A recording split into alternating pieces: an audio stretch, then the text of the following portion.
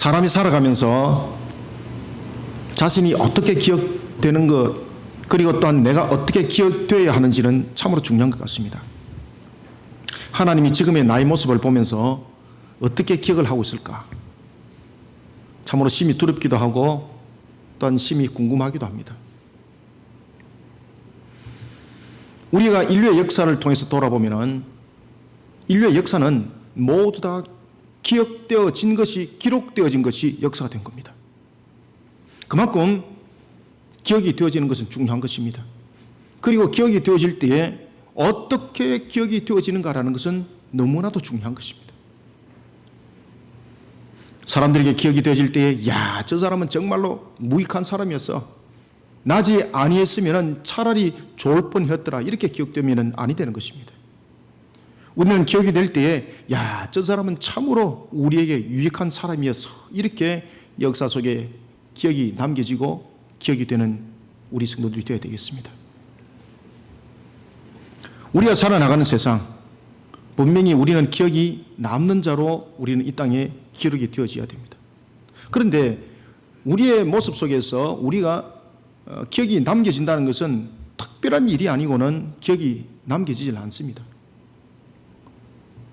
그러나 하나님은 우리의 머리 한 톨도 다 헤아리시는 하나님, 그 하나님은 사람의 역사 속에는 기록이 되어 있지 않지만 하나님의 기록책에는 우리의 모든 일거수일투족이 기록되어져 있습니다. 여기는 단 한 사람도 예외가 없습니다. 우리가 이런 살아오던 역사를 보면은 역사 기록 속에 보면은 각 시대의 전환점들이 있습니다.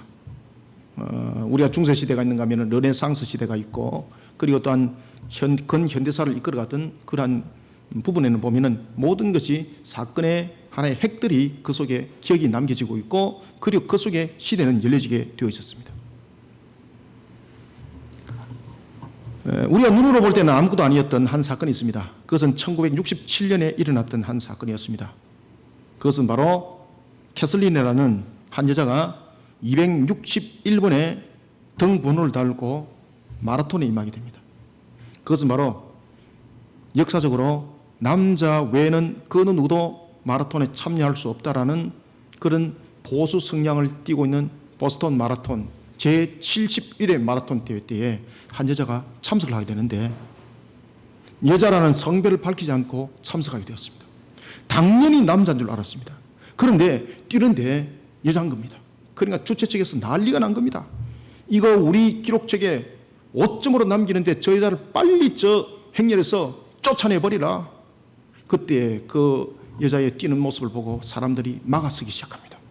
그리고 이 여인이 42.19km를 통과를 했던 시간은 4시간 20분이 넘은 시간이었습니다.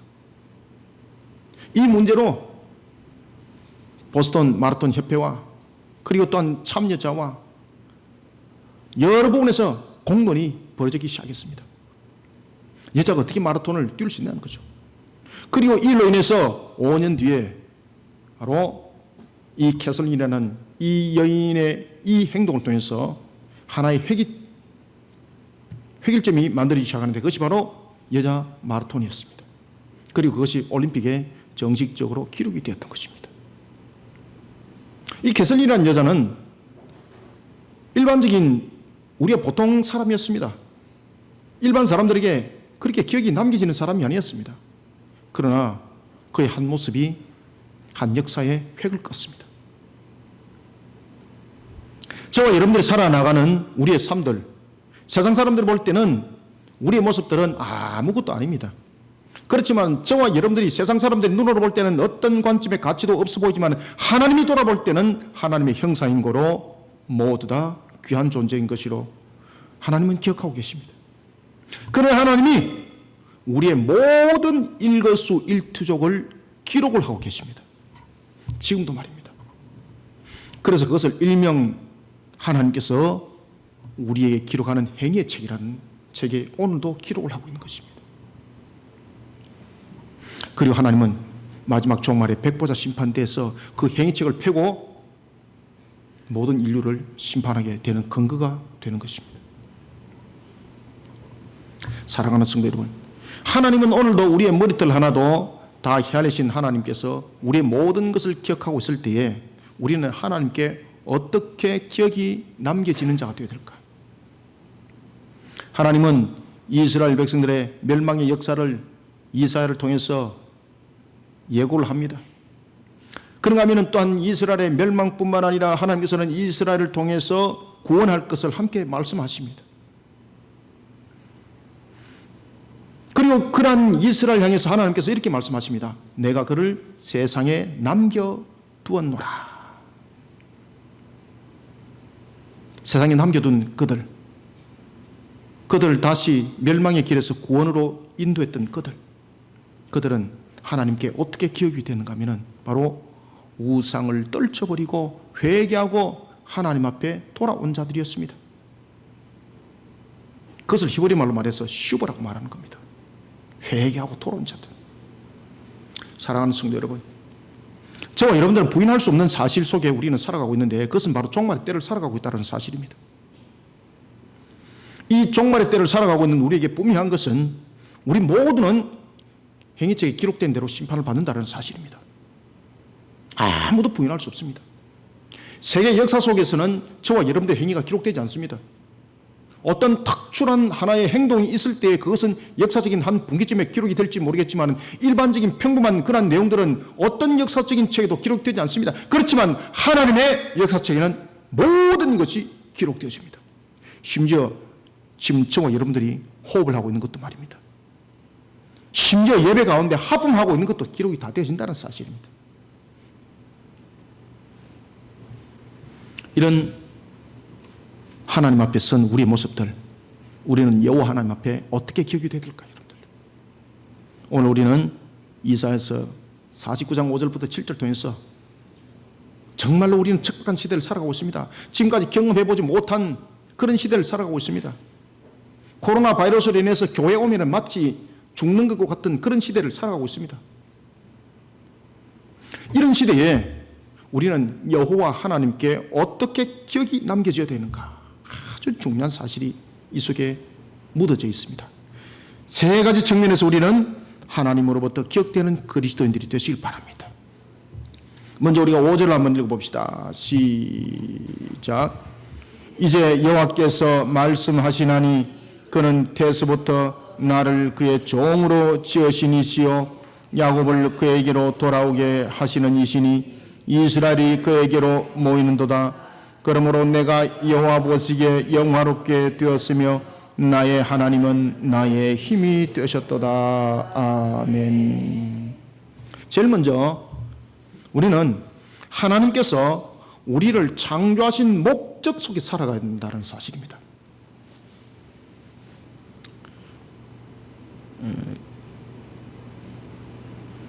이미 우리 성도들은 이제 공부를 다 해왔습니다만 웨스트민스터 소요리 문답, 대요리 문답 제1문에 보면은 어떤 질문을 던지고 있는가 하면은 사람의 죄일이 된 목적은 무엇입니까? 이렇게 질문을 하고 있습니다.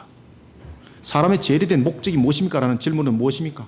그 말은 어떤 내용들이 함축되어 있는가 하면은 창조주 하나님께서 우리를 창조하신 것을 알고 있느냐 이 말입니다. 우리가 신앙 고백할 때도 제일 먼저 무엇이 고백되어져 있는 겁니까? 하나님에 대해서 고백되어지는 겁니다. 천지 만물을 창조하신 것이 먼저 고백되어집니다. 창세기 1장 1절이 무엇을 먼저 고백하고 있습니까? 베르시트라는 것입니다. 베르시트, 태초에 바라, 창조하셨습니다. 누가? 엘로힘, 여호와 하나님께서. 무엇을? 하샤마임, 그 하늘과 하아레츠, 그 땅을 창조하셨습니다. 베르시트 바라 엘로힘 에트 하샤마임 웨트 하아레츠. 하나님이 어떤 분인가 모르고 살아간다는 존재는 두려움이 뭔지 모르고 살아가는 존재와 같습니다. 하나님이 어떤 분인가를 모르고 살아가는 존재는 나라는 존재를 모르고 살아가는 무의미한 인생을 살아가는 존재인 것입니다. 그래서 우리는 제일 먼저 중요한 것은 나의 존재와 내가 이 땅에 세워진 이유와 창조되어진 목적을 먼저 깨닫는 것이 매우 중요합니다. 그래서 오늘 5절에 보면은 이런 말씀을 우리에게 주고 있습니다. 이제 여호와께서 말씀하신다 라고 말하면서 그는 태초부터 라고 말하면서 어떤 말씀을 하시는가 하면은 이런 말씀을 주세요. 어떻게 우리는 하나님께 기억이 되어야 되는가를 우리에게 가르쳐 줄 때에 이런 말씀을 주십니다. 나를 영화롭게 한 자로 나는 그를 기억한다. 여러분들, 하나님께서 사람을 창조하신 제일 먼저 목적이 무엇인가 하면요, 창조주 하나님을 기쁘게 하는 그 목적 속에 우리를 창조하셨습니다. 그것을 우리가 영화롭게라는 것입니다. 우리는 이러한 창조 목적을 잃어버리면요, 삶의 모든 가치는 이미 잃어버린 것입니다. 모든 것을, 그런 것을 하나님이 지금도 기록을 하고 있는 것입니다. 그래서 하나님을 모르는 것은 죄가 되는 겁니다. 하나님을 바르게 알지 못하는 것은 죄가 되는 겁니다. 제가 학생들한테 가르칠 때도 그 이야기를 분명히 하고 있습니다. 세상의 도덕법이라는 것은 우리의 윤리적인 측면을 말하고 있지만은 하나님께서 우리에게 말씀하시는 도덕법은 우리의 생존에, 우리의 근본의 근원을 말하고 있다. 그것은 하나님을 모르는 자, 하나님을 아는 자 구별하는 것이 아니라 우리 모든 인류를 향하여서 적용되는 말씀이다. 그것이 바로 십계명의 말씀입니다. 그 십계명의 말씀에 제일 먼저 첫 번째 제1계명이 어떤 말씀을 주고 있는가 하면은 여호와가 누군가를 먼저 가르치고 있습니다. 그래서 어떤 우상숭배도 섬기는 자는 죄가 된다라고 성경은 우리에게 증거해 주고 있습니다. 따라서 우리는 5절을 통해서 제일 먼저 첫 번째 자신에게 주어진 사명에 대해서 판단하거나 편견의 잣대로 저울질하지 말고 성실히 이것을 감당하며 여호와 하나님으로부터 나를 영화롭게 한 자라다라고 여호와 하나님 앞에, 그리고 하나님께 기억이 남는 그런 성도들, 그런 우리가 되기를 소망합니다. 제일 먼저 중요한 것은 우리가 살아가는 이 땅의 모든 삶들은요, 자신에게 주어진 사명입니다. 그래서 하나님께서 우리의 머리 한 톨도 다 헤아린다는 것입니다. 모든 부분들은 머리 하나도 다 헤아린다는 것은 하나님께서 우리를 이 땅에 두셨을 때에 다리 저는 자들이 있고, 또는 말이 우둔한 자도 있고, 몸이 불편한 자도 있습니다. 그런 사람들도 모두 다 이 땅 위에 하나님께서 두신 목적을 다 가지고 있다는 이야기입니다. 그래서 이 땅에 있는 어떤 사람도 여러분들 하찮게 보시면 안 됩니다. 많이 배웠다고 덜 배운 사람을 무시해서는 아니 되는 겁니다. 가진 자가 안 가진 자를 없이 여기면 하나님이 용서하지 않습니다. 그걸 전부 다 하나님께서 행위책에 다 기록을 하고 있는 거예요. 그러면 하나님이 우리를 이 땅에 두신 목적은 무엇인가? 그 어느 누구도 예외가 없습니다. 지금 현재 대통령도 마찬가지고, 그리고 또한 유치원에 있는 아이들에게도 마찬가지고 모든 공통점이 있는데 그것은 바로 하나님을 영화롭게 하기 위하여서 우리를 이 땅에 두셨다는 것입니다. 우리는 이 사명을 위해서 이 땅을 살아가는 자들이 되어야 되고, 그러한 사명 사역 속에 오늘도 나는 살아왔습니다라고 하나님의 기록책에 기록되는, 기록이 남아있는 성도들이 되시길 바랍니다. 하나님은 약속을 반드시 기억합니다. 그래서 하나님에 대해서 제가 가르칠 때 하나님의 속성에 대해서 제가 굉장히 심혈을 있게 제가 가르칩니다. 하나님의 속성 가운데서 여러분들이 대표적인 속성이 있습니다. 영원성에 관한 속성이 있습니다. 그런가 하면 하나님은 불변하신 분입니다. 불변하신다는 것은 무엇인가 하면 하나님께서는 한번 약속하신 것, 어떤 관계 속에서도 변하지 않는다는 겁니다. 사람의 마음은 칠면조보다도 더 자주 변합니다. 그래서 사람의 마음은 뭐라고 말하고 있습니까? 그렇죠. 갈 때 왔다 어디로 흔들리지 모른다 이거. 7번 흔들리면은 찍기라도 하겠는데, 칠면조는 7번을 변한다고 말하지만 사람의 마음은 갈 때라고 그랬습니다. 어디로 흔들릴지 모른다. 오늘을 요랬다가 내일 헷가닥하고, 오늘은 일어선 자같이 보이다가 내일은 넘어지는 자 되고. 그런데 하나님은 불변하십니다. 사람은요, 자기가 범죄하고 난 뒤에도 내가 모릅니다, 기억나지 않습니다, 얼마나 뻔뻔스러운지 모릅니다. 그것이 인간의 죄 속성입니다. 그런데 하나님은 거짓말할 수가 없습니다. 자신이 한번 약속한 것은 반드시 지킵니다. 그래서 하나님은 제일 먼저 누구를 기억하는가라는 것을 통해서 이야기를 할 때 자신의 창조 목적에 대해서 바로 세워진 자를 기억한다는 거예요. 그래서 저와 여러분들 오늘도 살아갈 때 하나님을 영화롭게 하는 걸음으로 기억 남겨지시길 바랍니다. 하나님은 반드시 우리의 인과응보적인 것은 아니지만 반드시 값으로 우리에게 응답하십니다. 그래서 선한 자에게는 선한 값으로, 악한 자에게는 악한 값으로 응답하십니다.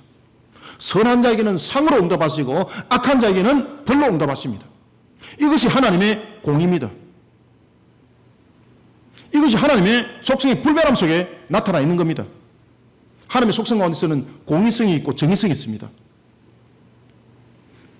호세아서 9장 9절에 보면은 회개하지 아니하고 죄악 속에 살아가는 자는 하나님이 그 죄를 반드시 기억한다 그랬습니다. 그리고 그 죄에 대해서 하나님은 이렇게 말씀하십니다. 심히 부패한 그 악을 내가 기억하고 있다. 그리고 그 죄를 내가 반드시 벌할 것이다. 여기서는 아멘 안 하십니까? 대체로 보면은 여러분들 빌딩 살 겁니다 이러면 아멘 이러는데, 하나님께서 악을 보시면은 심히 여러분들을 벌하실 것입니다 이러면 아멘 안 합니다. 왜 그러냐면 그것이 나에게 적용될까 싶어서. 여러분들 그것은 아멘 안 한다고 해서 적용되지 아니하는 것이 아닙니다. 반드시 적용됩니다. 그렇죠. 그래서 하나님의 말씀 속에서는 항상 두려움에도 아멘이고요, 기쁨에도 아멘이고, 항상 하나님 앞에 나를 바르게 세우는 그런 영화로운 자들이 되시길 바랍니다. 우리는 하나님을 영화롭게 한다는 것은 어떤 자신의 기질을 발휘해가지고 뭔가 좋은 빌딩을 세우고 이것이 아닙니다. 하나님의 창조 목적에 맞는 것을 살아가는 것이 바로 영화로운 삶인데, 그 창조 목적 속에서는 죄를 범하는 자는 반드시 그 죄에 대해서 하나님께서 벌한다는 것도 그 속에 다 포함이 되어 있는 겁니다. 그래서 인류를 통해서 하나님께서 제일 먼저 언약을 맺었던 것이 바로 창세기 2장 17절에 선악을 알게 하는 실과를 먹는 날에는 반드시 죽을 것이라 라는 것에 대한 아멘의 고백을 담고 있었습니다. 우상숭배는 어떤 관계 속에서도 용서받지 못합니다. 우상숭배와 불신앙에 대해서는 하나님께서 그 죄를 반드시 기억한다고 그랬습니다. 이것은 이스라엘 역사 속에도 그대로 나타났습니다. 이스라엘 백성들은 이것을 가볍게 여기고 있었습니다. 그런데 이러한 하나님의 그 말씀이 역사 속에서 그대로 실현이 됩니다. 솔로몬을 통해서 일어났던 그러한 우상 숭배의 모습은 바로 BC 930년에 그의 아들이었던 르호보암과 그리고 여로보암으로 나라가 둘로 갈라지는 역사 속에 증명이 되었습니다.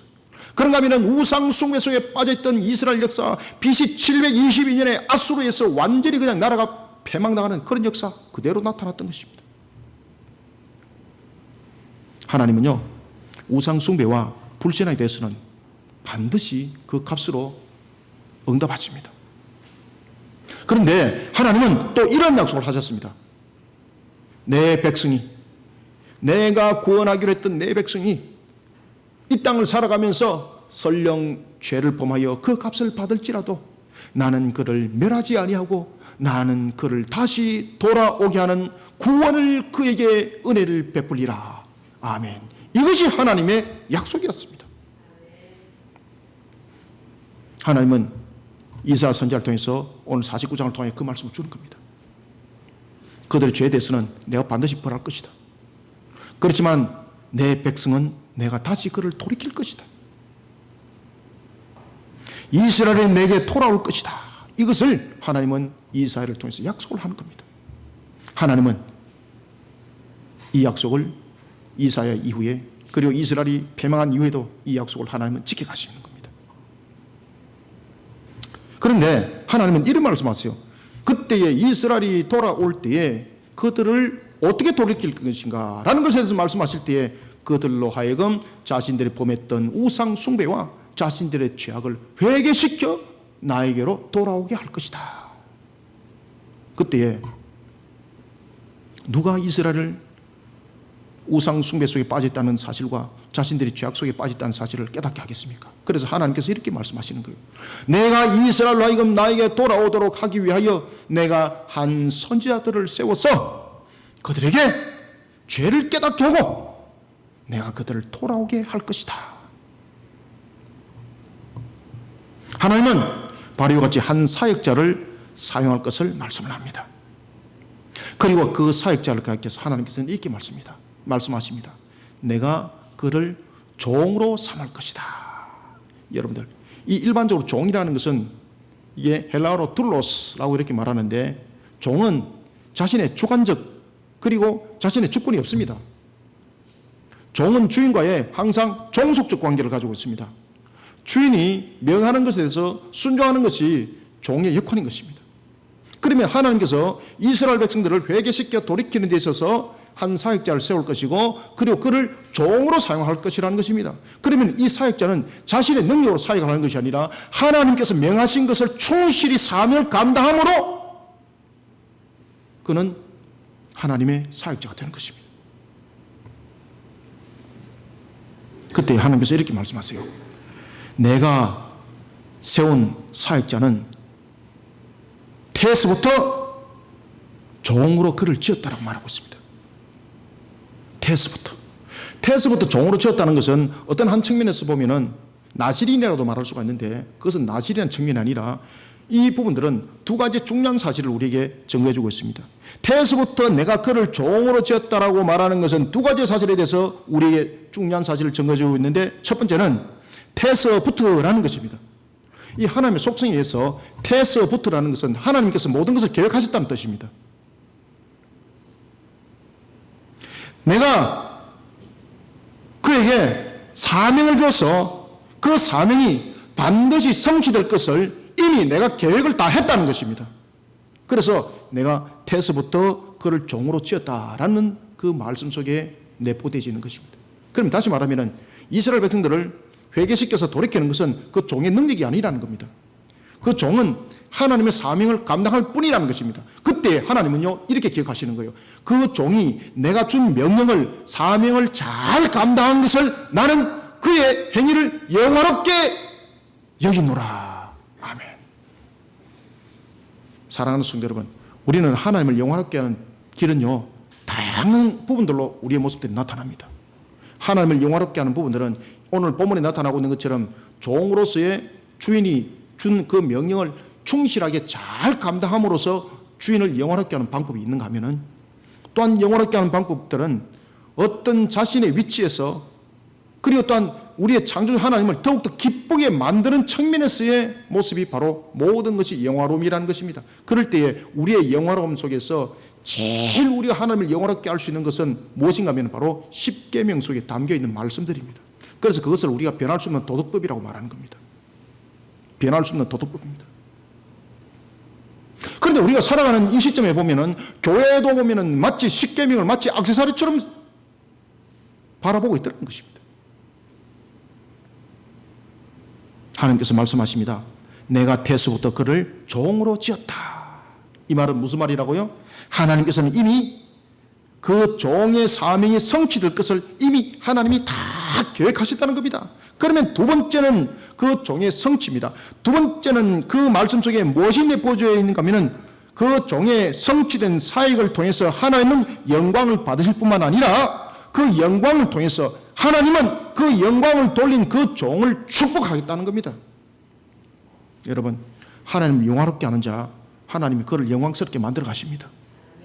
그것이 오늘 본문에 보면은 내가 태에서부터 종으로 지었다라는 그 말씀 속에 전부 다 내포되어 있는 겁니다.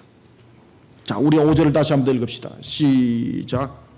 이제 여호와께서 말씀하시나니 그는 태에서부터 나를 그의 종으로 지으시니시오 야곱을 그에게로 돌아오게 하시는 신이 이스라엘이 그에게로 모이는도다. 그러므로 내가 여호와 보시기에 영화롭게 되었으며 나의 하나님은 나의 힘이 되셨도다. 아멘. 종의 모습은 그저 단순한 종이 아니었습니다. 종의 모습은 그저 단순한 주종관계가 아니었습니다. 종의 모습은 그 종이 그 주인의 마음을 흡족해 할 그 충성된 길을 걸어갔을 때 그 종과 주인의 관계는 주종관계가 아니라 영화롭게 하는 관계였다는 것입니다. 하나님께서 말씀하십니다. 내가 이스라엘을 회개시켜 돌아오는 데 있어서 내가 세운 사역자들은 종과 같은 역할을 할 것이다. 그때 그 종과 같은 역할을 하는 자들은 내가 그에게 준 사명에 대해서 충성을 다할 때 그 충성을 다하는 것을 통해서 나를 영광롭게 한 자로 나는 그를 기억할 것이다. 그리고 또한 하나님께서 무슨 말씀하시는가 하면, 나를 영광롭게 한 그를, 나는 그를 반드시 축복할 것이다. 이것을 하나님은 잊지 않고 기억하고 계십니다. 이런 모습 속에 만약에 종이 주인이 명한 그 명에 대해서 편견하고 판단했다는 어떤 역사가 일어날까? 그래서 우리는 이 땅을 살아갈 때에 하나님께서 우리에게 주신 말씀에 대해서 우리는 종과 같은 삶을 살아가는 것이 매우 중요합니다. 하나님께서 우리에게 명령했습니다. 여기에서는 우리가 편견하고 판단하면 안 됩니다. 왜냐하면 우리가 가지고 있는 유한성을 통해서 무한하신 하나님을 이해할 수가 있습니까? 우리는 무한하신 하나님을 가장 잘 이해할 수 있는 방법이 무엇인가 하면요, 지적으로 깨달아서 알 수 있는 길이 아닙니다. 하나님의 말씀에 순종하여서 그 길을 찾아가는 겁니다. 저도 수없이 학생들을 가르칩니다.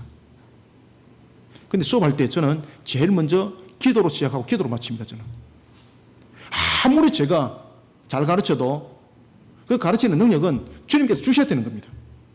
그리고 또한 마무리할 때도 성령께서 그들에게 더욱더 깨달음을 주셔야만이 그들 속에 하나님의 은혜가 지식으로 살아있고 그리고 그것이 그들에게 능력으로 나타나는 것입니다. 우리들의 모든 모습들은 그렇습니다.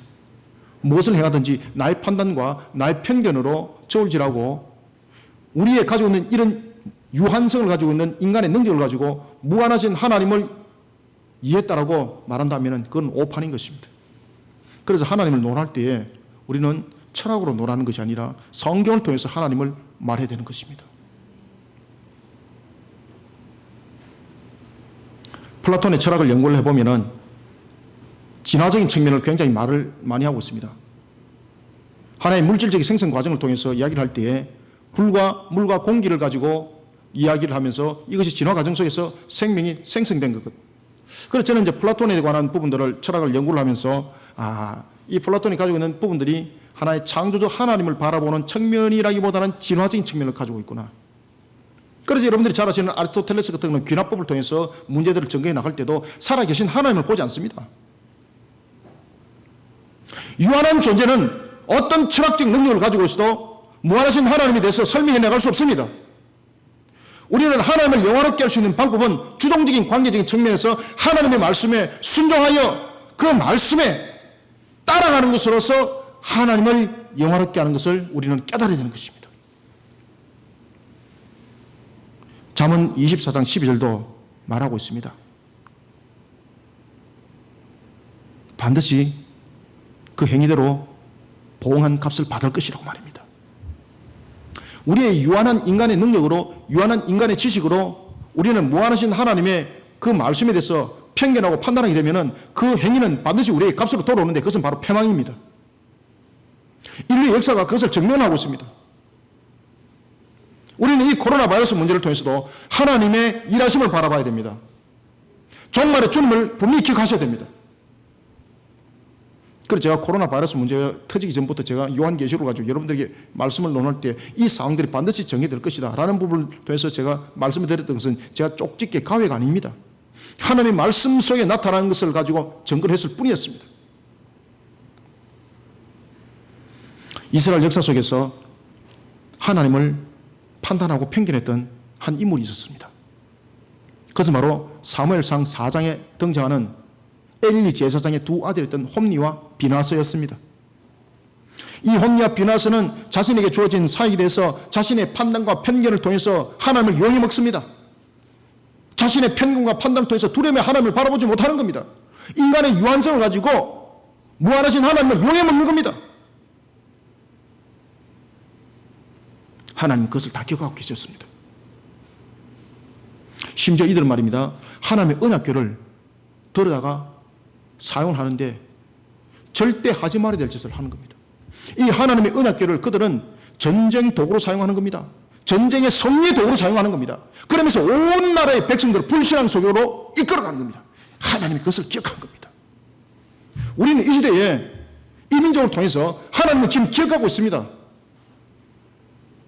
저와 여러분들 하나님이 기억하고 있습니다. 이 모든 사람들 머리 한 톨도 다 헤아리시는 하나님이 다 기억하고 있습니다.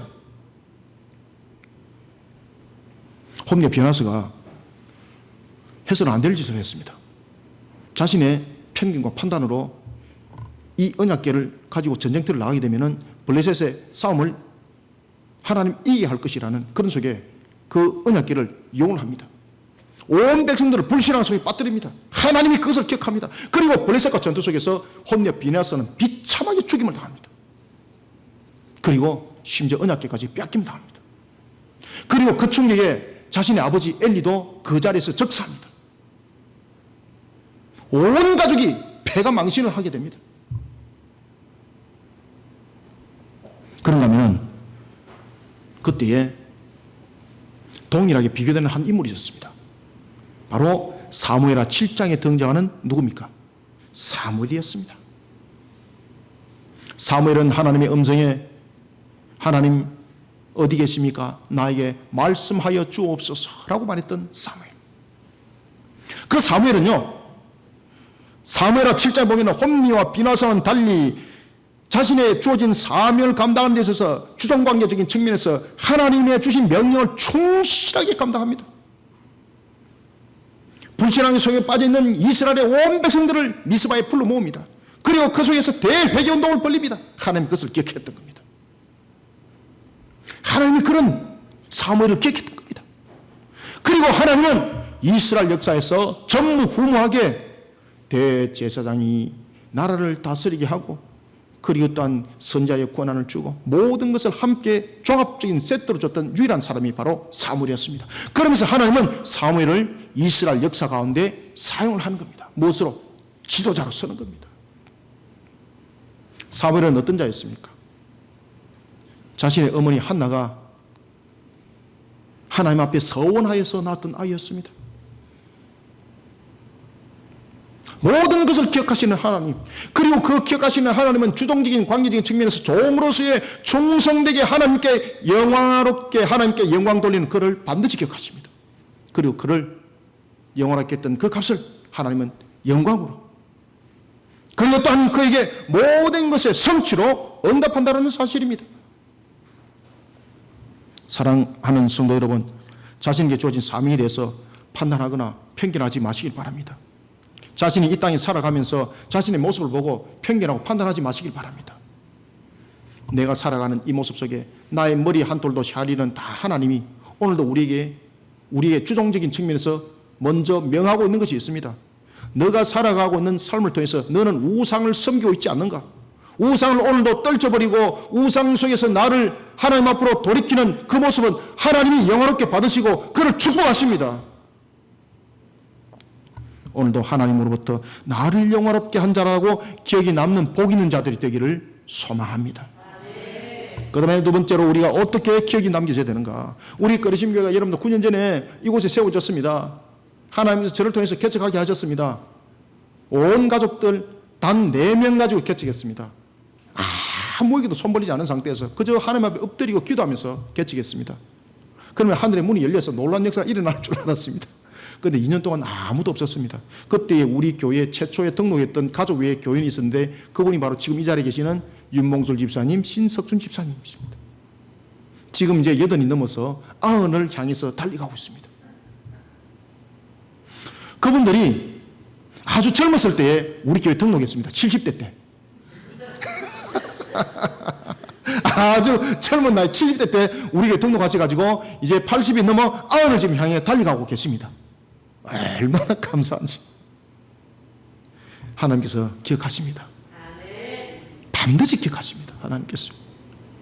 두 분이 있으면 말입니다. 우상 숭배 속에 있는 자녀들을 회개시켜서 돌이키는데 얼마나 하나님 앞에 엎드린지 모릅니다. 하나님 반드시 기억하십니다. 너가 나를 영화롭게 했구나.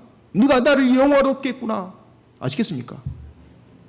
그래서 우리는 하나님을 영화롭게 하는 부분들이 봉투 갖다 내밀어서 영화롭게 하는 것 아닙니다. 하나님의 계명을 잘 지켜서 그 속에 하나님을 영화롭게 하는 부분들이 하나님은 매우 기뻐한다라는 사실입니다. 그 다음에 두 번째는 우리가 어떻게 하나님을 영화롭게 되는가? 우리가 6절을 한번 읽어보겠습니다. 시작. 그가 이르시되 네가 나의 종이 되어 야곱의 지파들을 일으키며 이스라엘 중에 보존된 자를 돌아오게 할 것은 매우 쉬운 일이라. 내가 또 너를 이방의 빛으로 삼아 나의 구원을 베풀어서 땅끝까지 이르게 하리라. 아멘. 마치 무엇을 보는 것 같습니까? 사도행전 보는 것 안 같습니까? 맞습니다. 오늘 이 본문을 통해서 첫 번째는 우리가 하나님을 영화롭게 하는 자로 기억되어야 됩니다. 아시겠습니까? 그 영화롭게 기억이 될 때 같이 이어서 기억이 될 것은 뭔가 하면은 제가 앞에서도 이미 말씀을 드렸습니다만은 종으로 함께 기억이 되어야 되는 겁니다. 주가 돼서는 안 됩니다. 종이 되어야 되는 것입니다.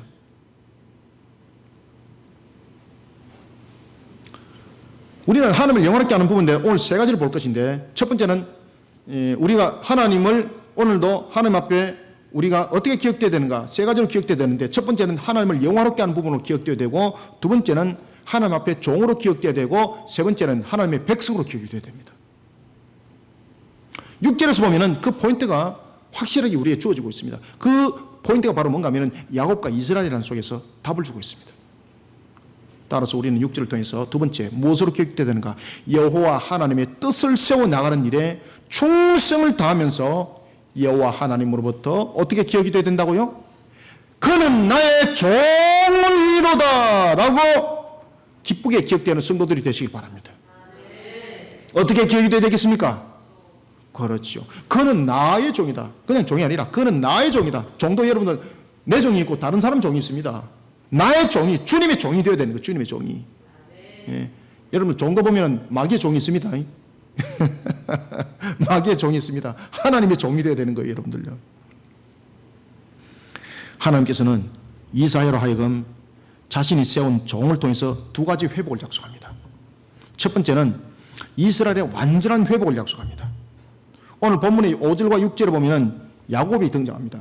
이 야곱은 어떤 의미를 가지고 있는가 하면 바로 자신의 육신을 따라서 행동했던 불신앙의 모습을 담고 있습니다. 그런가 하면 두 번째 이스라엘 중에 보존된 자라고 등장하는데 이것은 바로 신앙의 회복을 통해 하나님께로 인도받은 택한 자의 모습을 대변하고 있습니다. 따라서 하나님은 자신의 세운 종을 통해서 두 가지 회복을 약속하는데 첫 번째는 이스라엘의 완전한 회복을 약속합니다. 그 다음에 두 번째는 그 종은 바로 이방인의 빛으로 삼아서 그 구원이 빛이 땅끝까지 이르게 될 것을 하나님은 약속했습니다. 이 말씀은요 창세기 12장 3절의 말씀의 성취였습니다. 하나님은 믿음의 조상이 된 아브라함을 통해서 창세기 12장 3절에서 어떤 말씀을 하시는가 하면 땅의 모든 족속에 너로 말미암아 복을 얻을 것이라고 말씀을 줬습니다. 이 말씀은 우리의 복음의 점진성입니다. 복음이 제일 먼저 누구로부터 시작되는가 하면 바로 이스라엘이라는 유대인들로부터 시작해서 이것이 땅까지 간다는 이야기입니다. 그것이 바로 창세기 12장 3절의 하나님의 언약이었고 그리고 오늘 본문에 등장하고 있는 49장의 이사야서를 통해서 다시 한 번 더 하나님께서 약속하시는 것이었습니다. 그리고 이것이 바로 사도행전에서 안디옥교를 통해서 바울과 바나바를 통하여 그대로 역사 속에 실현이 되는 겁니다. 그리고 그런 속에 우리는 바로 복음 속에 돌아온 이방인이었던 겁니다. 저 여러분들 말입니다. 복음의 시작은 바로 야곱이라 일컬었던 이스라엘로부터 시작될 것이라고 하나님께서 말씀하십니다. 그리고 그 복음이 이방 땅으로 흐를 것을 하나님은 언약하셨습니다. 이 약속의 실현의 말씀대로 그대로 역사가 실현이 됩니다. 바로 사도행전 13장 4절과 그리고 7절에 보면은 바울과 바나바가 등장합니다. 이 바울과 바나바가 이방인의 빛이 됩니다. 그리고 하나님의 약속의 말씀을 성취해 나갑니다. 그때 사도행전 13장 47절과 48절은 이렇게 증가합니다. 주께서 이와 같이 우리에게 명하시되 내가 너를 이방인의 빛으로 삼아 너로 땅끝까지 구원하리라 하여 하셨느니라. 그 말씀을 증가하니까 이방인들이 듣고 기뻐하면서 하나님의 말씀을 찬송하면서 영생을 주님께로부터 받은 것을 기뻐하며 주께로 돌아온 자들이 많았다라고 성경은 증가하고 있습니다. 6절을 우리 다시 한번 읽읍시다. 시작. 그가 이르시되 네가 나의 종이 되어 야곱의 지파들을 일으키며 이스라엘 중에 보존된 자를 돌아오게 할 것은 매우 쉬운 일이라. 내가 또 너를 이방의 빛으로 삼아 나의 구원을 베풀어서 땅끝까지 이르게 하리라. 아멘. 오늘 여러분들 다른 사람을 통해서 우리 교회로 이렇게 믿음 가운데 올라오신 분도 있고 하면 우리 와주라 이래서 올라온 분도 있습니다. 오늘 본문에 등장하고 있는 바로 이 말씀입니다. 우리가 예수를 믿는 것은 성령께서 인도하는 방법이 있고 또는 다른 사람의 걸음을 통해서 인도하는 두 가지 방법이 있는데 바로 오늘 이 방법은 오늘 본문에 나타나고 있는 것처럼 이방인의 빛으로 삼은 자를 통해서 그를 복음으로 인도했던 장면 속에 여러분들은 한 증인이 지금 된 겁니다. 지금 그 역사입니다. 지금 하나님은 그것을 지금 기억을 하고 있습니다. 여러분들이 생각할 때는 내가 그냥 단순하게 온 것 같죠, 그죠? 절대 그렇지 않습니다. 하나님의 기록지에 다 기록되어 있습니다. 지금 여러분들이 앉아가지고 마음속으로 무슨 생각하고 있는지도 다 기록 다 하고 있습니다. 네가 나를 편견하고 있구나, 판단하고 있구나, 네가 지금 저 목사 소리를 지금 저울질하고 있구나. 다 하나님이 기록을 다 하고 있습니다, 여러분들. 저는 여러분들 분별할 수 없습니다. 왜냐하면 제가 여러분들을 분별한다면 제가 신이죠. 저는 여러분들 분별할 수 없습니다. 저는 하나님이 주신 말씀을 그저 전가할 뿐입니다. 그런데 여러분들의 양심을 일깨웁니다. 누가 말입니까? 나의 능력이 천만이에요. 성령께서 여러분들을 일깨우시는 겁니다. 그것을 다 기록하고 계시는 거예요. 따라서 여러분들이 오늘도 이 발걸음을 통해서 하나라도 여러분들이 그 음성을 듣는다면 바로 주님께서 이방인의 빛을 통해서 여러분들을 이 자리로 인도한 산정인, 오늘 본문의 6절의 산정인이라는 것을 반드시 기억하시기 바랍니다. 이것을 잊어버리고 나면은요, 여러분들 나중에 더 호되게 두들기 맞고 돌아옵니다. 역사적 속에 보면은 사도행전에 보면은 바나바와 바울이 이방인의 빛으로서 복음을 전하게 되는데 이방인들이 그러한 사실을 증거하게 되는 겁니다. 하나님이 우리를 이방의 빛으로 삼았다. 그리고 너희들이 복음을 전가하도록 했다라고 그 말씀을 전할 때 많은 이방인들이 회개하고 주께로 돌아오더라는 것입니다. 사랑하는 성도 여러분, 하나님의 뜻을 세워나가는 일에 충성을 다하며 하나님으로부터 그는 나의 종이로다 라고 하나님을 기쁘게 했던 군사 성도들이 되시기 바랍니다. 바나바와 바울이 사도행전을 보면 하나님께 그렇게 기억이 됐던 겁니다. 여러분 구약에 한번 보십시오. 구약 성경에 보면 하나님으로부터 종이라는 호칭을 받은 사람들이 많습니다. 그런데 하나님으로부터 종이라는 호칭을 받았던 사람들이 대부분 중복점들이 뭔가 하면 왕이거나 선지자입니다. 공통점입니다. 그런데 하나님으로부터 종이라는 호칭을 받은 사람들 가운데서 왕도 아니고 선지자도 아닌 사람이 있습니다. 그가 누구겠습니까? 그는 민족을 이끌었던 지도자도 아니었습니다. 여호사 같은 경우도 여러분 제사장이 아니었습니다. 그럼에도 불구하고 그는 하나님의 종으로 부름을 받았는데 그는 이스라엘을 이끄는 전체적인 지도자였습니다. 그런데 제사장도 아니었습니다. 선자도 아니었습니다.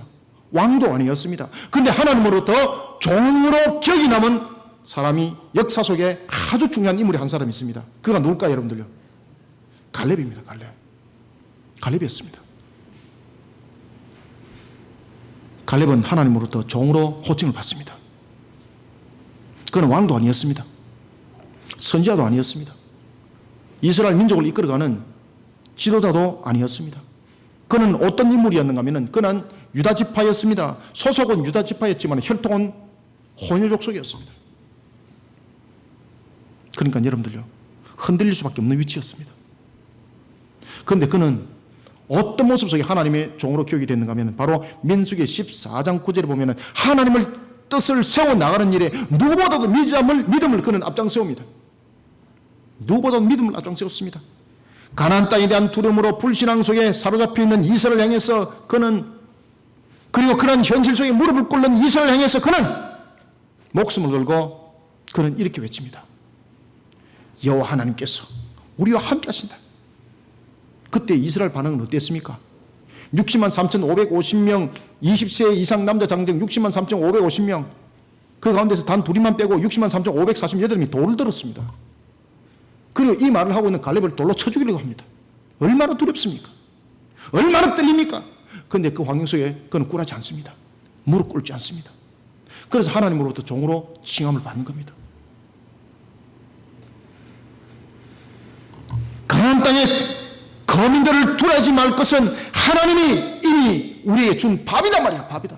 그리고 우리는 그 땅에서 천국하기만 하면 된다라고 백성들을 신앙으로 일깨웠습니다. 그때에 60만 3,548명이 돌을 들고 갈렙을 쳐 죽이려고 그랬습니다. 하나님은 그러한 갈렙을 기억을 했던 겁니다. 민수기 14장 24절은 증거합니다. 내 종 갈렙은, 그래서 거기서 내 종이라는 단어가 딱 나타나는 겁니다. 내 종 갈렙은, 내 종 갈렙이라는 것은 어떤 의미를 가지고 있습니까?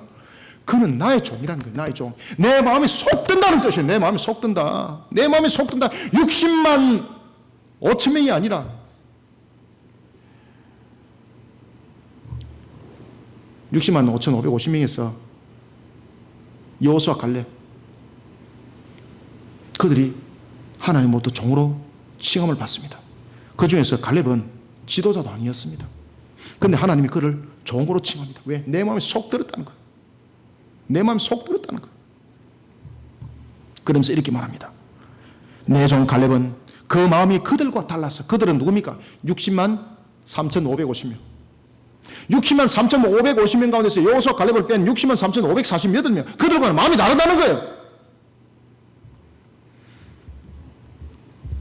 내 종 갈렙은 그 마음이 그들과 달라서 나를 온전히 따라선적, 그 다음에 이제 딱 하나님께서 말씀하시는 거예요. 온전히 나를 따라선적 그가 갔던 땅으로 내가 그를 인도할 것이고 그 땅을 내가 그 자손에게 주리라. 아멘. 여기서는 여러분 아멘 하셔야지. 준다는데 준다는데도 여러분들 주무시고 아멘 하지 아니하시고 얼마나 놀라운 능력인지 모릅니다. 이런 극박한 말씀 속에서도 여러분들 자는 능력은 대단한 능력입니다. 이거는. 하늘이 주는 능력 아니고는 잘 수가 없는 겁니다. 하나님께서 뭐라고 말씀하셨다고요? 내 종 갈렙이라 그랬어요. 직접 이름을 불렀어요. 내 종 갈렙은 그들의 마음과 같지 않단 말이야. 그래서 내가 그가 밟은 땅을 내가 그와 그 후손에게 주리라. 하나님은 기억하는 거예요. 하나님 기억하는 거예요. 하나님은 기억하는 거예요, 여러분들. 하나님께 기억되시길 바랍니다. 하나님께 나의 종으로 기억되시길 바랍니다. 마귀의 종으로 기억되시지 마시길 바랍니다. 마귀의 종으로 기억되면은요, 바로 하나님으로부터 심판에 임한다라는 사실을, 여호와 하나님의 뜻을 세워나가는 일에 충성을 다하면서 여호와 하나님으로부터 나의 종으로 기쁘게 기억을 남겼던 갈렙은 하나님의 그 말씀대로 여호수아서 14장 13절과 14절에 보면요, 헤브론이 그의 기업으로 주어집니다. 할렐루야 아닙니까? 하나님은요, 약속한 것 반드시 지킵니다. 그리고 그 기업이 그들 후손의 영원한 기업이 됐습니다. 사랑하는 성도 여러분, 하나님께서는 나의 종이 되는 자를 반드시 기억합니다. 그의 능력을 기억하는 것 아닙니다. 종으로서의 주인의 명을 따랐던 것을 기억하는 겁니다. 그의 능력을 기억하지 않습니다. 그가 키가 2m 40이고 이 기억 안 합니다. 1m 50이고 기억하지 않습니다. 종으로서의 어떠한 자세를 가진다, 이것만을 기억하시는 겁니다. 하나님께 나의 종으로 기억되시길 바랍니다. 그리고 또한 여호와 하나님의 뜻을 세워나가는 일에 충성을 다하며 여호와 하나님으로부터 그는 나의 종이라 기쁘게 기억되는 모든 성도들이 되시기를 소망합니다. 그 다음에 마지막으로 세 번째, 무엇으로 기억되어야 되겠습니까? 그렇죠, 백성. 자, 제일 처음에는 무엇으로 기억되어야 된다 그랬습니까? 하나님을 영원하게 하는 자로 기억되어야 된다. 하나님을 영원하게 한다는 것은 우리의 근본이 하나님의 계명을 지켜나가는 속에 우리의 모습들을 바르게 세워나가는 것이다. 그 다음에 두 번째는 종인데, 나의 종. 여기서 나의 종은 여호와의 종입니다. 여호와의 종. 여호와의 종으로만 기억되어야 된다. 종도 여러 다양성의 종이 있다. 여호와의 종으로 기억되어야 된다. 그 다음에 세 번째는 백성도 여러 백성이 있습니다. 나의 백성이 되어야 합니다. 여기서 나의 백성이라는 것은 오직 하나님의 백성이 되기를 소망합니다. 따라서 7절은요, 우리에게 말씀을 전가해 주고 있습니다. 자, 7절 한번 읽고 말씀을 전가하겠습니다. 시작. 이스라엘의 구속자, 이스라엘의 거룩한 이신 여호와께서 사람에게 멸시를 당하는 자, 백성에게 미움을 받는 자, 관원들에게 종이 된 자에게 이같이 이르시되 왕들이 보고 일었으며 고관들이 경배하리니 이는 이스라엘의 거룩하시니 신실하신 여호와 그가 누구를? 너를 택하였습니다. 아멘. 너를 택했다는 것이 무슨 뜻이에요? 나의 백성된 자입니다. 나의 백성된 자. 나의 백성된 자. 하나님의 백성된 자. 그것을 말하여서 내가 너를 택했다는 겁니다. 우리는 마지막으로 세 번째, 교만한 모습으로 우리는 살아가면 안 됩니다. 교만한 모습을 하고 있는 우리는 세상으로 하여금 하나님께 무릎 꿇게 만드는 십자가 사역입니다. 우리는 하나님께 어떻게 나의 백성으로 불려져야 되겠습니까? 지금 세상을 돌아보십시오. 하나님을 얼마나 여러분들 하나님을 가볍게 보고 있습니까? 하나님을 향해서 여러분 두려움이 없어요. 옆집의 아이도 그렇게 안 합니다. 하물며 하나님 교회를 얼마나 여러분을 가볍게 보고 있습니까? 너무나도 웃기는 사실은 교회가 지난주에 코로나 바이러스 문제가 또 터졌습니다. 그런데 그 교회가 어느 교회였습니까? 죄송합니다. 그건 교회가 아니었습니다. 하나님의 교회 이단이었습니다. 안상홍, 그와 그의 부인이 하나님이라고 증거하고 있는 그런 이단들이었습니다. 그런데 그것을 언론에서 전부 다 교회로 그냥 사자마 매버린 겁니다. 그래서 지금 경기도라든지 그쪽에는 지금 하나님의 교회 이단들 문 다 닫았습니다. 지금 신전제처럼 아장날까 싶어서 일찌감치 문 닫았습니다. 여러분들, 우리는 이 속에서 세상을 우리는 돌이켜볼 줄 알아야 됩니다. 세상은 이와 같이 교회를 아주 우습게 보고 있고 하나님의 교회를 교만스러운 모습으로 바라보고 있습니다. 두려움이 없습니다. 그러면 이들 향해서 우리는 어떻게 하나님의 백성인 것을 우리는 증거해내야 되는가? 바로 십자가 신앙입니다. 십자가 사역을 통해서 교만한 모습을, 세 번째 교만한 모습을 하고 있는 세상으로 하여금 하나님께 무릎 꿇게 만드는 십자가 사역을 통해서 그런 나의 택한 백성이라고 여호와 하나님께 기억되는 성도들이 되시기 바랍니다. 제가 과거에 제가 목회가 되기 전에 그렇게 기도했습니다. 하나님, 제가 십자가 들고 순교하게 해주세요. 그것이 제 소망이었습니다. 그런데 제 육신이 약하다 보니까 얼마나 많이 제가 넘어졌습니까? 많이 분질러지고 넘어지고 그러면서도 제가 끝까지 버틸 수 있는 최후의 무기가 뭔가 아십니까? 십자가 신앙입니다. 십자가 신앙. 제가 만약에 십자가 신앙이 없었다면 저는 일찌감치 저는 이 강대상에서 사라졌을 겁니다. 십자가 신앙으로 붙들고 있으니까 하나님이 저를 살려놓고 지금도 여기 앉혀놓는 겁니다. 지금도 제가 일반 사람 같으면 이 자리에 지금 못 앉아 있습니다. 제가 여러분들이 지금 말씀을 전가하지만은요, 제 위는 지금 살아서 움직이지만 밑은 지금 고통이 굉장히 심하고 있습니다. 지금 제가 십자가 신앙이 아니면 이 속에 지금 말씀 전거 못 합니다. 지금 제가 다리가 지금 끊어져 나갈 것만 같습니다. 저는 말씀을 전가하면서 그렇게 합니다. 하나님, 나를 치료해 주십시오.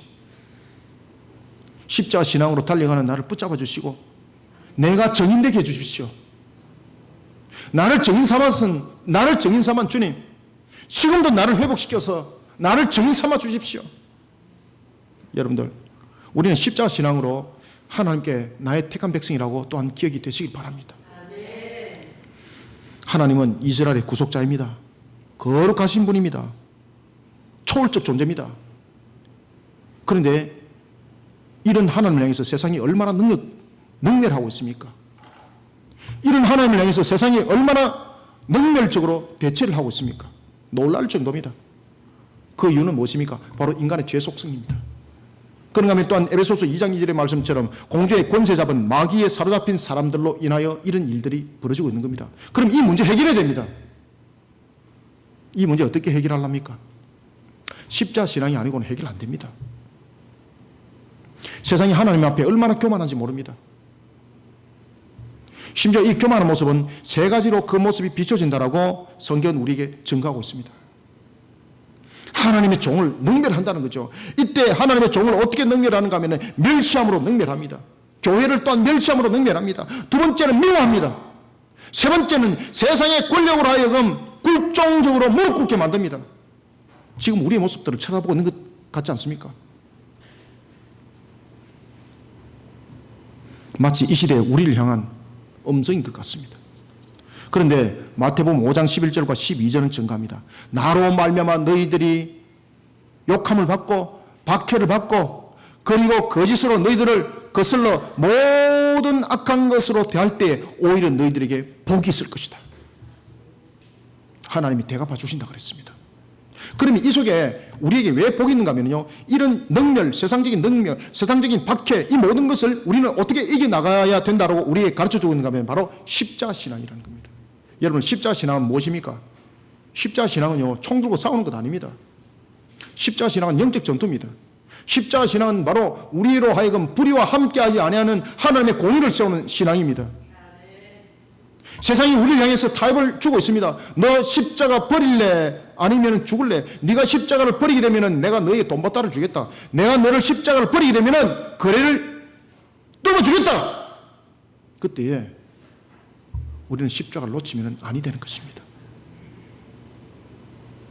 십자가는 우리의 저주를 구원으로 바꾼 바로 하나님의 징표입니다. 하나님께서 말씀하십니다. 네가 세상 속에서 받는 그 박해, 그 핍박, 내가 너를 복이게 할 것이다. 그리고 너가 세상 속에서 받는 그 핍박, 그 박해를 오히려 기뻐하고 즐거워해라. 왜 그런가 하면 성경은 우리에게 정해주고 있습니다. 마태복음 5장 12절은 정해주고 있습니다. 하늘에서 너희 상급이 클 것이라 말입니다. 아멘. 그러면서 하나님께서 우리에게 이렇게 증가하고 있습니다. 너희 선자들도 그렇게 박해받았다. 제가 어제 저녁 때도 제가 고대 신학자들, 그러니까 1세기와 2세기에 대한 그 고전들을 제가 지금 읽고 있습니다. 한글로서는 번역된 것이 거의 없기 때문에 이제 고전들로 이제 읽을 때 이제 고서로 이제 읽어야 되는데, 제가 그것을 이제 어저께 정리를 하면서 제 컴퓨터에 그 서신을 전부 다 기록을 다 해놨습니다. 총 정리를 다 했습니다. 총 정리를 하면서 제가 막 속이 막 뜨거워지기 시작하는 거예요.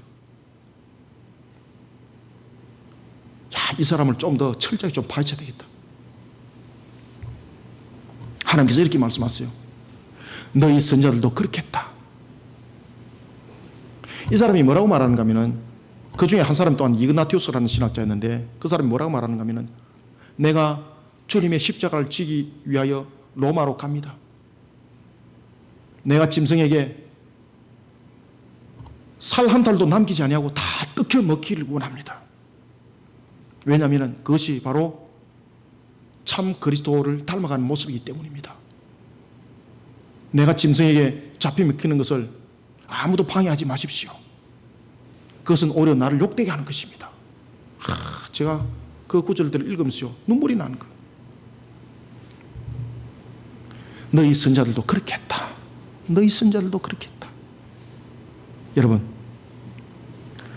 세상은 하나님을 바르게 증거하는 우리를 가만두지 않습니다. 왜냐하면 인간의 죄 속성이 그렇고, 에베소서 2장 1절의 말씀처럼 공중의 권세자 바로 마귀가 우리를 그렇게 가만두지 않는 겁니다. 그때 우리는 십자가로 싸워서 이겨야 되는 겁니다. 십자가로 싸워서 이기기 위해서는 예수를 닮아야 합니다. 예수를 닮지 않고는 십자가로 싸워서 이길 수가 없습니다. 예수를 닮지 않고 십자가를 드니까 드라큘라가 어떻게 합니까? 그 십자가 뺏더라고 때려 패듭니다. 오히려 그 십자가를 가지고 때려 팹니다. 그냥 너 어디 그 가짜 십자가 들고 내한테 들이대느냐 이 말이죠. 악세사리라는 거죠. 예수를 닮아야 하는 것입니다. 십자가 신앙은 예수를 닮지 않고는 십자가 신앙은 나타날 수가 없는 겁니다. 그런 예수를 닮은 십자가 신앙으로 우리는 세상의 교만을 꺾어야 합니다. 잠시뿐인 쾌락, 음란, 그 유익을 주는 것을 십자가 신앙으로 꺾어야 합니다. 그런 영적 전투를 벌려야 합니다. 세상이 여러분들에게 유익을 주기 위해서 여러분들을 불의한 속에 함께 가담하는 일에 동참하도록 만듭니다. 그때에 우리는 예수를 닮은 십자가 신앙으로 그 불의를 꺾어야 하는 것입니다. 이것이 영적 전투요, 이것이 우리로 하여금 십자가로 이기게 하는 길이요 방법인 것입니다. 그런가 하면 또한 십자가 신앙은 우리로 하여금 인신 공격을 하고 폭력을 앞세운 그런 육적인 전투를 말하지 않습니다. 이런 육적인 전투는 오히려 마귀에게 활력을 더할 뿐입니다. 세상의 교만을 꺾을 수 있는 것은 강력한 영적 전투입니다. 이 영적 전투 속에 승패는 갈라지게 되어 있는 것입니다. 교만한 모습을 하고 있는 세상으로 하여금 하나님께 무릎 꿇게 만드는 영적 전투인 십자가 사역을 통해서 하나님 앞에 우리는 이렇게 기억이 됩시다. 그는 나의 택한 백성이었다라고 말입니다. 이런 속에 영원히 기억 남는 우리 성도들이 되기를 축원합니다. 말씀을 맺겠습니다. 죄인 우리를 구원하기 위해 이 땅에 오신 성자 하나님이신 예수님, 그분은 초라한 모습으로 인간의 가시와 은근키에 대해서 값이 되어 주셨습니다. 저도 이러한 주님을 진정으로 알지 못할 때는, 그저 지식으로 알았을 때는 그 십자가에 가슴이 닿지 않았었습니다. 그런데 이러한 주님을 진정으로 알고는 정말로 떨리기도 하고, 내가 정말 그 주님을 닮을 수 있을까? 오늘도 엎드릴 뿐입니다. 예수님은 학벌로 말하지 않았습니다. 예수님은 재산으로, 돈으로 말씀하지 않았습니다. 예수님은 권력으로 말씀하지 않았습니다. 예수님은 믿음으로 말씀하셨습니다. 그러면서 이렇게 말씀하셨습니다. 회개하라, 천국이 가까이 왔다라고 말입니다. 우리를 구원하기 위해 이 땅에 오신 메시아라는 그 사실 앞에 사람들은 얼마나 교만했습니까? 편견하고 판단하고 심지어 예수님을 조롱하면서 십자가에서 못을 박아 있는 그 모습을 보면서도 얼마나 조롱했습니까? 십자가 번제단까지 그들은 능멸했습니다. 그러나 히브리서 2장 8절의 말씀처럼 죽은 자 가운데서 살아나신 예수님, 그 예수님 발 앞에 만물이 복종했습니다. 이런 터위에 우리는 세워졌습니다. 아시겠습니까? 이런 터위에 저와 여러분들은 세워졌습니다. 그런 우리를 그리스도인이라고 말하는 겁니다. 그런 우리는 시편 45편 17절의 말씀처럼 그리스도의 이름을 기억하면서 살아가야 됩니다. 그래서 진정한 그리스도인은 그리스도를 기억하면서 살아가야 되는 겁니다. 진정한 십자가 신앙은 진짜 십자가를 기억하면서 살아가야 되는 겁니다. 우리는 이런 속에 십자가의 신앙으로 영적 전투를 벌려합니다. 총칼을 들고 상대를 무찌르는 것이 아닙니다. 저놈은 죽어야 돼, 저놈은 사라져야 돼, 이것은 막연한 행각입니다. 십자가는 그렇게 말씀하지 않습니다. 십자가는 오히려 그들을 품었습니다. 이그나티오스도 그래서 말했습니다. 내가 십자가로 위해서 죽기 위해서 가는 일을 아무도 막지 마라. 우리는 이제 하나님께 십자가 신앙으로 세 가지가 기억되어야 됩니다. 첫 번째는 그는 나를 영원롭게 한 자라고 기억되시길 바랍니다. 두 번째는 그는 나의 종이었다라고 기억되시길 바랍니다. 그는 나의 백성이었다라고 기억되는 우리 모든 성도들이 되시길 바랍니다. 이런 속에 우리 모습들을 십자가로 세워 오늘도 하나님 앞에 영광 돌리는 걸음으로 걸어가기를, 그리고 그런 기억 속에 오늘 이 땅의 삶들을 하나님께서 세우신 그 터 위에서 하나님께서 허락하신 그 복을 마음껏 누리는 삶을 또한 살아가기를 주님의 이름으로 축원합니다. 살아계신 아버지 하나님, 주께서 오늘도 우리에게 주신 말씀 하늘의 문을 열어주시고 은혜 담비에 꼴의 양식이 되게 하여 주옵소서. 성령이며 하늘의 문을 열어주옵소서. 오늘도 우리가 주님 앞에 기억될 때 세 가지로 기억이 남길 원합니다. 그는 나를 영원롭게 한 자라. 그는 나의 종이었다. 그는 나의 택한 백성이로다. 이러한 기억으로 나와 우리 모든 성도들이 하나님 앞에 기억 남게 하여 주옵소서. 이런 속에 우리가 이 시대를 살아갈 때 십자가 신앙으로 주님의 영광을 드높이며 달려갈 때 하나님의 공의를 드높이기를 원합니다. 세상의 불의함과 함께하지 아니하게 성령님 도와주옵소서. 때로는 우리의 형편이 무너져 세상의 불의와 짜가지 않게 성령님 도와주시옵소서. 이 나라 이 민족을 불쌍히 여겨주시길 원합니다. 그들은 죄를 알지 못합니다. 하나님 그들의 죄를 용서해 주시고 대통령을 비롯한 위인자들 하나님의 공의 가운데 바르게 세워 인도하여 하나님의 영광 드높이게 하여 주옵소서. 이 사명들을 감당케 하여 우리 그릇임 교회가 지금까지 사명을 잘 감당하지 못한 것 회개합니다. 용서하여 주시고 또한 하나님께서 우리 그릇임 교회를 9년 전에 세우시고 사명사역 감당하는 일에 충성되지 못한 걸음이 있다면 이 시간에 회개합니다. 용서하여 주시옵소서. 더욱더 충성된 걸음을 걸어가면서 그는 나의 영화로운 자였다. 그는 나의 종이었다. 그는 나의 택한 백성이었다라고 기억남는 교회 성도가 되기를 소망하오니 성령님 일한 속에 우리를 하나님의 전신갑주를 입혀 달려간 속에 이 뜻을 이루게 하여 주옵소서.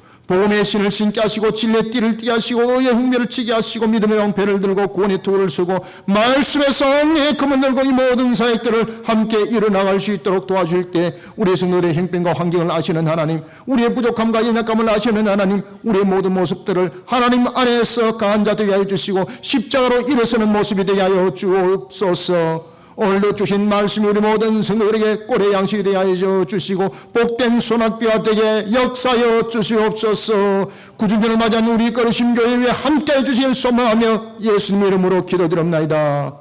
아멘.